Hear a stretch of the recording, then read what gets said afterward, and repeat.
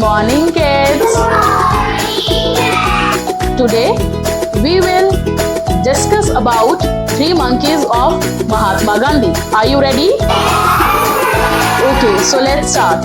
The first one is Mizaru, that covers his eyes and represents us to see no evil.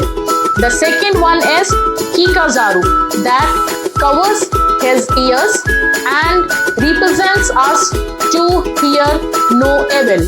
Last but not the least is Iwazaru, that covers his mouth and tells us to speak no evil. Okay, kids?